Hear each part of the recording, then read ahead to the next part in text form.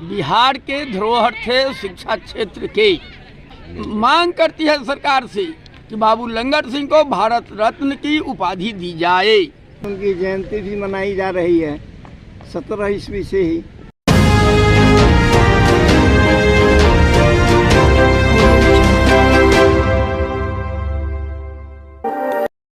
लंगट बाबू ने एक बहुत बड़ा कॉलेज स्थापित किया, विश्वविद्यालय स्थापित किया, लेकिन उनकी राजनीतिक पहचान, उनको सम्मान नहीं मिला। इस सिलसिले में हम राष्ट्रीय भूमिहार ब्राह्मण परिषद के गार्जियन सुखदेव ओझा जी से हम बात करेंगे और उनसे जानेंगे कि आगे उनके परिषद के द्वारा बाबू लंगट बाबू को सम्मान दिलाने के लिए क्या किया जा रहा है।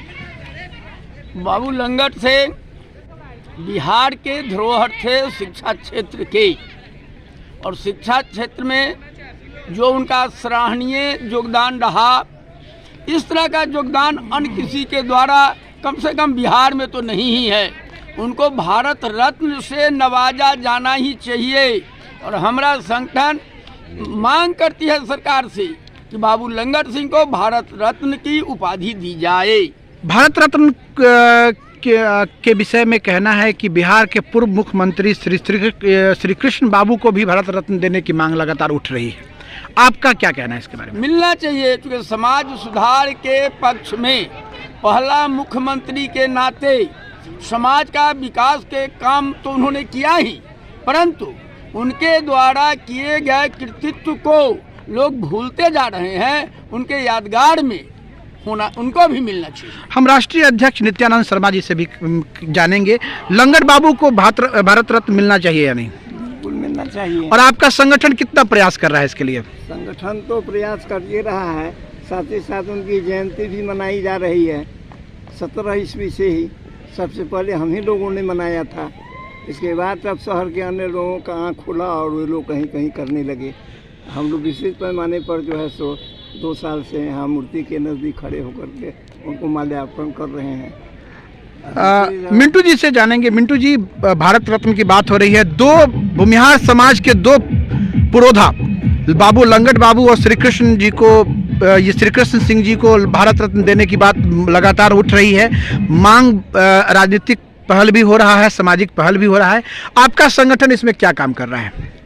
हमारे संगठन की ओर से सर्वप्रथम यह मांग उठाया जा रहा है कि बिहार में और उत्तर प्रदेश या अन्य प्रदेशों में जो 1885 से लेकर 1920 ईस्वी के बीच जो भारत के बड़े बड़े विद्वान और समाजसेवी और शिक्षाविद लोग हुए, उनमें से लंगट बाबू को छोड़कर बाकी प्रदेशों में जितने भी उस तरह के लंगट बाबू के शीर्षस्थ लोग थे उन्हें भारत रत्न दिया गया।